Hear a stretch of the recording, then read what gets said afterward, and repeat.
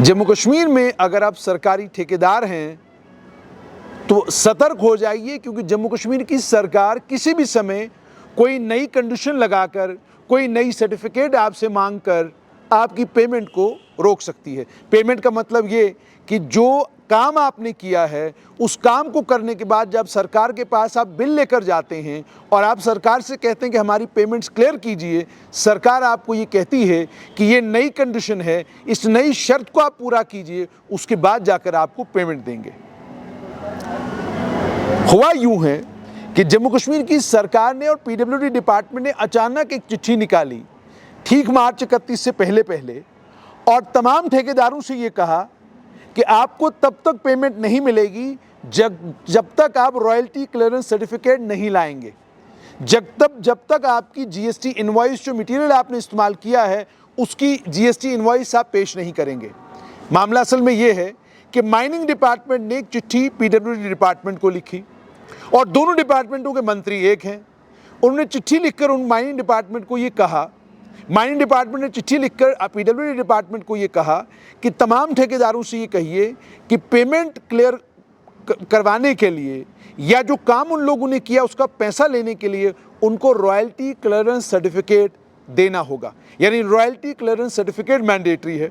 ठेकेदारों ने सवाल पूछा, उन्होंने कहा कि ये बताइए, जब हमें ये ठेका मिला था, जब हमें ये कॉन्ट्रैक्ट मिला था, कॉन्ट्रैक्ट के क्लॉजेस होते हैं, उसमें साफ तौर पर बताया गया होता है क्या करना है क्या नहीं करना है।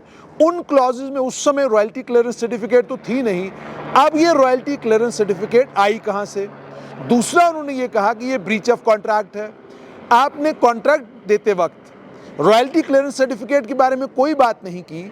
अब जब 8 साल बाद, 10 साल बाद, 5 साल बाद, 7 साल बाद हम आपके पास पैसा मांगने के लिए आ रहे हैं, जो पैसा आप हमें पूरा देते भी नहीं, कुछ एक पोर्शन आप हमको दे देते हैं, बाकी पोर्शन आपके पास बकाया रहता है, उस पोर्शन को देने के लिए भी आप हमसे जो रॉयल्टी क्लियरेंस सर्टिफिकेट मांग रहे हैं, ज़रा ये बताइए ये किस कानून के तहत आप हमसे मांग रहे हैं?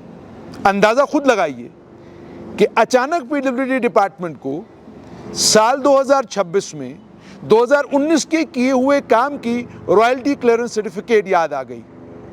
तो कॉन्ट्रैक्ट का हिस्सा क्यों नहीं थी वो रॉयल्टी क्लियरेंस सर्टिफिकेट? और अगर कॉन्ट्रैक्ट का हिस्सा कहीं पर थी भी तो आपने उस वक्त क्यों नहीं मांगी? और अब इसी वक्त मांगने की ज़रूरत क्या है? और जिन ठेकेदारों को ऑलरेडी आप पेमेंट कर चुके हो, क्या उन्होंने आपको रॉयल्टी क्लियरेंस सर्टिफिकेट दिया है? क्योंकि पिछले 10 सालों में कई ठेकेदारों को आपने पेमेंट्स की होंगी। जिन ठेकेदारों को आपने उनके काम का पैसा दे दिया, क्या उन्होंने आपको रॉयल्टी क्लियरेंस सर्टिफिकेट दे दिया? और उसके बाद कमाल की बात यह है कि जिस समय आपने कॉन्ट्रैक्ट किया, ये कंडीशन तो कॉन्ट्रैक्ट में थी ही नहीं, और कॉन्ट्रैक्ट में आपने रॉयल्टी क्लियरेंस सर्टिफिकेट की बात ही नहीं की। फिर ये ठेकेदार ये भी कहते हैं कि हम माइनिंग खुद तो नहीं करते, हम मटीरियल कहीं से लाते हैं। उसके बाद उन्होंने आगे ये सवाल पूछा कि ये जो रॉयल्टी क्लियरेंस सर्टिफिकेट है, इस सर्टिफिकेट के लिए जिम्मेदार कौन है? क्या कॉन्ट्रैक्टर है, क्या सप्लायर है, या माइनिंग डिपार्टमेंट है? सवाल बिल्कुल सीधा और सटीक है। इस सवाल का जवाब पीडब्ल्यूडी के मंत्री के पास होगा, या इस सवाल का जवाब होगा पीडब्ल्यूडी मंत्री के अलावा पीडब्ल्यूडी विभाग के सचिव के पास।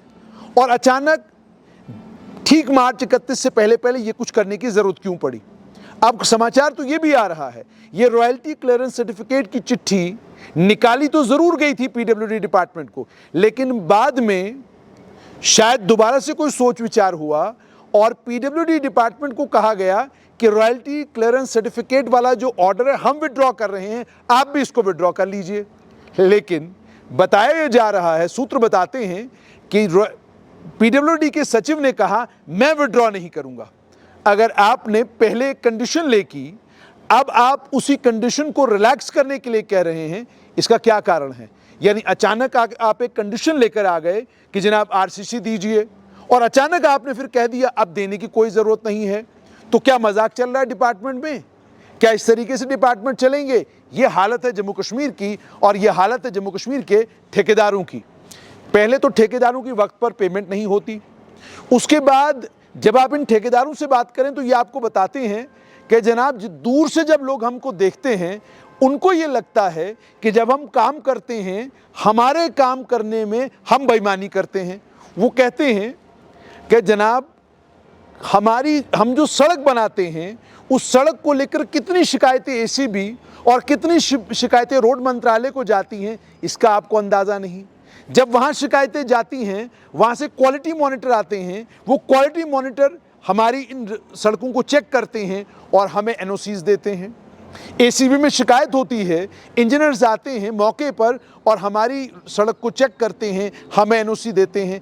इतनी सारी परेशानियों से गुजरने के बाद और करोड़ों रुपया खर्च करने के बाद जब हम विभाग के पास पैसा मांगने के लिए जाते हैं, विभाग नई नई परेशानियां खड़ी करता है। फिलहाल विभाग ने रॉयल्टी क्लियरेंस सर्टिफिकेट मांगा है, जो ओरिजिनल कॉन्ट्रैक्ट का हिस्सा नहीं था। मांगने के बाद माइनिंग डिपार्टमेंट ने कहा हमने अपना ऑर्डर वापस ले लिया, पीडब्ल्यूडी भी ले ले।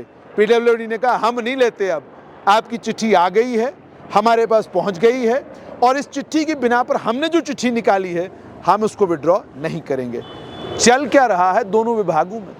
कुछ किस्सा तो है, जिस किस्से के चलते जो सर्टिफिकेट कॉन्ट्रैक्ट का हिस्सा नहीं था, वो सर्टिफिकेट अचानक कॉन्ट्रैक्ट का हिस्सा हो गया और ठेकेदार 31 मार्च से पहले इस इंतज़ार में होते हैं कि पेमेंट आएगी। अब ऐसा लगता है कि ये 31 मार्च ठेकेदारों के लिए कोर्ट में गुजरने वाला है।